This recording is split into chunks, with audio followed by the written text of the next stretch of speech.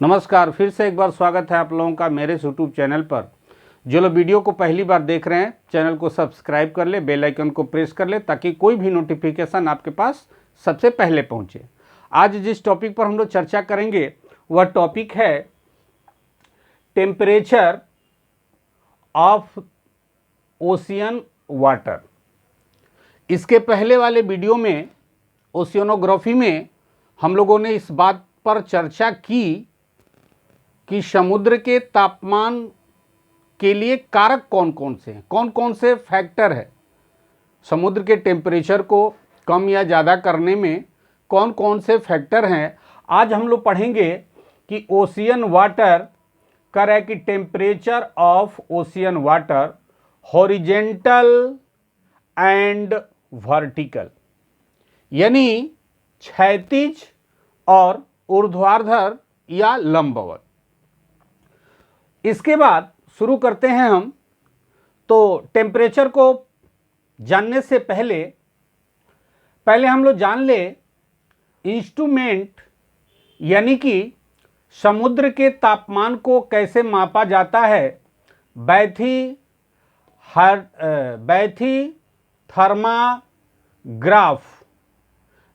थर्माग्राफ के माध्यम से टेम्परेचर को मापा जाता है। समुद्र के तल से नितल तक, यानी कि समुद्र के टॉप से लेकर के बॉटम तक इस को मेजर किया जाता है और इसकी इकाई होती है डिग्री सेल्सियस, डिग्री फ़ारेनहाइट। ठीक, आगे बढ़ते हैं कि अभी चूंकि मॉडर्न समय आ गया है, टेक्नोलॉजी इतनी ज़्यादा हो गई है। सी सरफेस टेम्परेचर बाय सैटेलाइट, अभी सैटेलाइट के माध्यम से समुद्र के टेम्परेचर को मेजर किया जाता है। उसकी इकाई होती है माइक्रोवेव रेडियोमीटर, यानी कि सैटेलाइट से जब हम टेम्परेचर को मापते हैं, माइक्रोवेव रेडियोमीटर में इसको मापा जाता है। अब हम आएंगे ओशियनोग्राफी, यानी कि समुद्र के तापमान के बारे में। यहाँ पर मैं आप लोगों को फिर से एक बार इस चीज़ को बताया कि 66 1/2 degree north arctic circle, 23 1/2 degree north tropic of cancer, 0 degree equator यानी भूमध्य रेखा, और tropic of capricorn 23 1/2 degree south, 66 1/2 degree south antarctic circle. इन अक्षांशों को जानना इसलिए जरूरी है कि इन अक्षांशों के माध्यम से ही टेम्परेचर हम लोग पढ़ेंगे, वो भी कैसा, तो हॉरिजेंटल। इस तरीके से जो हॉरिजेंटल टेम्परेचर है, सपोज कीजिए ये 0 डिग्री के बाद से 23 1/2 डिग्री, इसके बाद 66 1/2 डिग्री, फिर ये उत्तरी गोलार्ध के बाद दक्षिणी गोलार्ध में सेम। तो यहाँ का टेम्परेचर कितना है, यहाँ का, यहाँ का, यहाँ का और यहाँ का, इस चीज को हम लोग आज देखेंगे, इस पर चर्चा करेंगे। आप देखिए सबसे पहले कि इस चीज को जान ले हम लोग, जबकि मैंने इसका जिक्र अगले वीडियो में किया है, फिर भी एक बार कर दूं कि समुद्र के तापमान का प्रमुख सोर्स सूर्य है, और भी एक दो सोर्स हैं इसके। समुद्र के अंदर ज्वालामुखी का फटना, जब भी दो प्लेट आपस में मिलती है, कंस्ट्रक्टिव प्लेट और डिस्ट्रक्टिव प्लेट, तो वहां पर किसी न किसी प्रकार की एक्टिविटी होती है। और अक्सर देखा गया है, चाहे वह अटलांटिक ओशियन हो, पैसिफिक ओशियन हो या इंडियन ओशियन हो, इसमें कटक पाए जाते हैं। मैंने इस चीज का जिक्र किया है। वहां पर समुद्र के अंदर ज्वालामुखी फटता है, जिसके कारण समुद्र का जल गर्म हो जाता है और उसका टेम्परेचर लगभग 1000 डिग्री सेल्सियस होता है। इसकी वजह से भी समय समय पर जहां पर ज्वालामुखी फटते हैं समुद्र में, इससे भी समुद्र के तापमान प्रभावित होते हैं। अदर्स रीजन है मनुष्य का भी कुछ उसमें एक्टिविटी है। इस तरीके से समुद्र के तापमान मुख्य रूप से सूर्य और समुद्र में होने वाली ज्वालामुखी। इसके बाद हम आते हैं कि यहां पर आप देख सकते हैं 0 डिग्री इक्वेटर यानी कि भूमध्य रेखा पर ये जो टेम्परेचर दिया हुआ है 25 डिग्री सेल्सियस। उसके बाद ये 23 1/2 डिग्री नॉर्थ में दिया हुआ है 28 degree Celsius. 66 1/2 degree north arctic circle पर दिया हुआ है -1.6 डिग्री सेल्सियस। फिर वही चीज यहां पर रिपीट हो रही है दक्षिणी गोलार्ध में। ट्रॉपिक ऑफ कैप्रिकॉर्न में 28 डिग्री सेल्सियस और एंटार्कटिक सर्किल यानी 66 1/2 डिग्री साउथ पर -1.6 डिग्री सेल्सियस। अब एक चीज देखिए, यहां पर एक प्रश्न यह उठता है कि 0 डिग्री इक्वेटर भूमध्य रेखा पर टेम्परेचर क्यों कम है और 20 डिग्री यानी कि ये कर्क रेखा, मकर रेखा और कर्क रेखा पर टेम्परेचर ज्यादा क्यों है।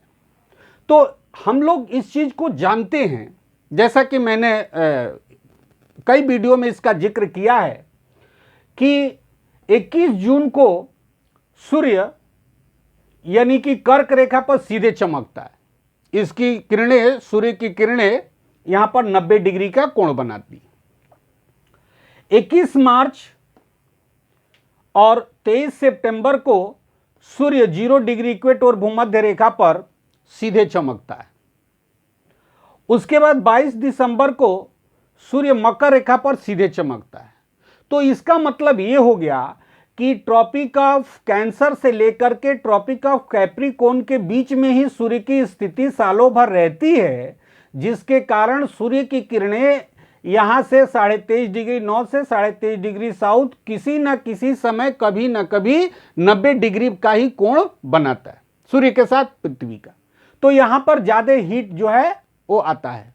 अब देखिए, यहां पर 25 डिग्री टेम्परेचर है, यहां पर 28 डिग्री टेम्परेचर। तो इसके प्रमुख कारण क्या हैं, इसको हम लोग जानेंगे, चर्चा करेंगे इस पर कि ये जो 0 डिग्री इक्वेटर भूमध्य रेखा का जो इलाका है, एरिया है, यहां पर सालों भर वर्षा होती है। रोज दोपहर के बाद यहां पर सालों भर वर्षा होती है, संवहनीय वर्षा होती है, कन्वेंशनल रेन होती है, जिसके कारण यहां पर समुद्र के तापमान में वर्षा का ठंडा पानी मिलने के कारण यहां पर टेम्परेचर कम है, एवरेज ट्रॉपिक ऑफ कैप्रिकॉर्न और ट्रॉपिक ऑफ कैंसर के। ठीक, इसका एक और प्रमुख कारण है कि यहां पर अमेजन बेसिन और यहां पर कांगो और जायरे बेसिन, यहां जो वर्षा रोज होती है उस वर्षा जल को नदी किसी न किसी रूप में समुद्र तक ले जाती है और वह ठंडा होता है एवरेज समुद्र के जल से। इसलिए इक्वेटोरियल एरिया में जो है समुद्र का जल क्या है, कम गर्म है। अब हम आते हैं ट्रॉपिक ऑफ कैप्रिकॉर्न और ट्रॉपिक ऑफ कैंसर पर। ये उच्च दाब के कटिबंध हैं, यहां पर हवा नीचे की तरफ बैठती है, जिसके कारण यहां पर इतनी वर्षा रिकॉर्ड नहीं की जाती। और इस एरिया में यानी कि ट्रॉपिक ऑफ कैंसर और ट्रॉपिक ऑफ कैप्रिकॉर्न में ऐसी कोई नदी नहीं है जो अपना जल बृहद पैमाने पर ले जाके समुद्र में डाल दे। यह एक कारण हो गया। दूसरा कारण हो गया कि यहां पर सूर्य की किरणें, जैसा कि मैंने बताया, 21 जून को सीधे पड़ती हैं, जिसके कारण यहां का टेम्परेचर बहुत ज्यादा होता है। और आप लोगों को एक चीज मैं बताऊं कि इन ट्रॉपिक ऑफ कैंसर और ट्रॉपिक ऑफ कैप्रिकॉर्न पर ही विश्व के बड़े बड़े मरुस्थल भी हैं। जैसा कि मैं अगर इंडिया से शुरू करूं तो थार का मरुस्थल, यह गर्म मरुस्थल है। ऑस्ट्रेलिया में ग्रेट सैंडी डेजर्ट है और विक्टोरिया डेजर्ट है, यानी ऑस्ट्रेलिया का तो वेस्टर्न पार्ट ही पूरा का पूरा डेजर्ट है। इसके बाद सहारा का मरुस्थल है, सहारा डेजर्ट है अफ्रीका में। इसके बाद कालाहारी है नामीब का डेजर्ट है। इसके बाद अगर मैं दक्षिण अमेरिका में आऊं, पेंटागोनिया का मरुस्थल है। इसके बाद उत्तरी अमेरिका में सोनोरन डेजर्ट है। ये सारे डेजर्ट होने के कारण भी यहां पर ज्यादा हीट होता है, जिसके कारण समुद्र का जल जो है गर्म होता है। ठीक, अब हम आते हैं ध्रुव की तरफ, यानी कि आर्कटिक सर्किल। तो आप लोगों को यह पता होगा कि 0 डिग्री इक्वेटर से भूमध्य रेखा से जैसे जैसे हम नॉर्थ की तरफ बढ़ेंगे या हम यहां से साउथ की तरफ बढ़ेंगे, सूर्य की किरणें तिरछी पड़ती हैं, जिसके कारण यहां पर कम टेम्परेचर जो है रिकॉर्ड किया जाता है, जिसके कारण यहां का समुद्र के तल का जो टेम्परेचर है वह -1.6 डिग्री होगा, यानी पानी 0 डिग्री पर बर्फ बन जाता है, उससे भी कम टेम्परेचर। और दूसरा कारण यह है कि ये पूरा उत्तरी जो ध्रुव है ये बर्फ से आच्छादित है, जिसके कारण समय समय पर जो मौसमी घटनाएं घटती हैं उनमें यहां बर्फ जमता भी है और पिघलता भी है। सेम वही चीज यहां पर हो रहा है। एंटार्कटिक में भी बर्फ जमी हुई है, जो कि समय समय पर पिघलती है और समय पर वहां पर बर्फबारी होती है, बर्फ जमती है। तो ये कारण हो गया। अब ये हम लोगों ने जो पढ़ा, ये हम लोगों ने तापमान के हॉरिजेंटल स्वरूप को पढ़ा। ठीक है, अब हम आएंगे वर्टिकल में, यानी कि ऊर्ध्वाधर या लंबवत में, यानी समुद्र की गहराई में। ये अगर समुद्र का ऊपरी तल है तो नितल जो होगा वो क्या होगा। तो आप लोग एक चीज ध्यान रखिएगा कि समुद्र के ocean bottom temperature 0 degree Celsius, यानी कि समुद्र के सतह नितल का जो टेम्परेचर होता है वो सदैव 0 डिग्री होता है। और यहां पर एक चीज देखिए आप कि यहां पर आर्कटिक सर्किल में सतह का तापमान -1.6 डिग्री सेल्सियस, लेकिन बॉटम का तापमान यानी कि जो समुद्र का पेदी है उसका तापमान 0 डिग्री। यानी यहां पर हम गहराई में अगर जा रहे हैं तो तापमान में बढ़ोतरी हो रही है, लेकिन वही चीज अगर हम ट्रॉपिक ऑफ कैंसर में आए तो समुद्र के तल का टेम्परेचर 28 डिग्री, और जैसे जैसे हम समुद्र के अंदर जाएंगे टेम्परेचर क्या हो जाएगा, कम होते जाएगा, और पेदी में अगर पहुंचेंगे, बॉटम में पहुंचेंगे तो वहां पर टेम्परेचर हो जाएगा 0 डिग्री। तो ज्यादा वेरिएशन यहां पर पाया जाता है, यानी टेम्परेचर का जो एवरेज जो ड्यूरेशन है या एवरेज जो टेम्परेचर का जो अंतर है वह 23.5 डिग्री कैंसर पर और 23.5 डिग्री कैप्रिकॉर्न पर ज्यादा पाया जाता है, क्योंकि सूर्य जब यहां पर सीधे चमकता है यानी 22 दिसंबर को, तो यहां पर शीत ऋतु होती है, जिससे यहां का टेम्परेचर बहुत वैरी करता है। गर्मी के दिनों में 28 हो गया तो जाड़े के दिनों में कम हो जाएगा, मैं जाऊंगा उस चीज पर। यहां के टेम्परेचर में कोई खास अंतर नहीं होता है, लगभग 2 डिग्री का ही अंतर होता है। उच्च तापमान और निम्न तापमान में 2 डिग्री का अंतर होता है, लेकिन यहां पर और यहां पर यानी कि कैंसर पर और कैप्रिकॉर्न पर यहां पर ज्यादा अंतर मिलता है। अब इस चीज को यहां पर समझिए, मैंने एक तालिका यहां पर बनाया, कह रहा कि अक्षांश, ठीक है, ये अक्षांश है और ये कह रहा है कि सतह का तापमान डिग्री सेंटीग्रेड में। ठीक है, अगर हम ये क्षैतिज होगा, हॉरिजेंटल होगा, 0 डिग्री से 10 डिग्री अक्षांश पर जाएं, 0 डिग्री, ये मान लीजिए 0 डिग्री, 0 डिग्री से 10 डिग्री नॉर्थ, 10 डिग्री साउथ अगर जाएंगे तो टेम्परेचर रिकॉर्ड होगा 26 डिग्री। 10 से अगर 20 डिग्री जा रहे हैं हम, यहां से अगर 10 डिग्री से 20 डिग्री अक्षांश जा रहे हैं तो यहां टेम्परेचर होगा 25। 20 से 30 जा रहे हैं, ऊपर की तरफ अगर बढ़ रहे हैं, 20 से 30 बढ़ रहे हैं नॉर्थ में और साउथ में, तो यहां पर टेम्परेचर होगा 24 डिग्री। 30 से 40 जाएंगे तो 20 डिग्री, 40 से 50 जाएंगे 13 डिग्री, 50 से 60 डिग्री अगर अक्षांश जाते हैं हम तो 9 डिग्री, और 60 से 70 डिग्री अक्षांश अगर हम जाते हैं तो 4.26 डिग्री।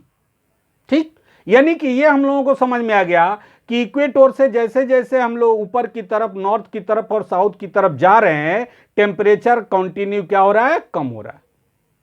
ये हो गया हॉरिजेंटल। अब हम आते हैं यहां पर, ये आपका वर्टिकल में या क्षैतिज में या लंबवत में, सॉरी क्षैतिज नहीं, लंबवत में। तो लंबवत में कह रहा है कि 7.5 डिग्री नॉर्थ अक्षांश पर, यानी अगर ये 0 डिग्री है तो यहां से 7 डिग्री आप नॉर्थ जाइएगा, वहां का ये टेम्परेचर रिकॉर्ड किया गया। और वो भी कैसे, तो वर्टिकल यानी कि लंबवत, समुद्र में गहराई में जाने पर टेम्परेचर कह रहा है कि 0 डिग्री पर अगर हम हैं तो वहां पर होगा 26 डिग्री, सॉरी 0, ये किलो गहराई मीटर में है, 0 मीटर, 0 मीटर यानी कि समुद्र के तल पर ऊपर ही रहेंगे तो वहां 26 डिग्री। अगर हम 100 मीटर गहराई में जाते हैं समुद्र के अंदर तो वहां पर 18 डिग्री टेम्परेचर होगा। उसके बाद अगर हम 200 मीटर गहराई में जाते हैं तो 11 डिग्री होगा। अगर हम 400 मीटर गहराई में जाते हैं तो 8 डिग्री टेम्परेचर होगा। अगर हम 800 मीटर गहराई में जाते हैं तो वहां 5 डिग्री टेम्परेचर होगा।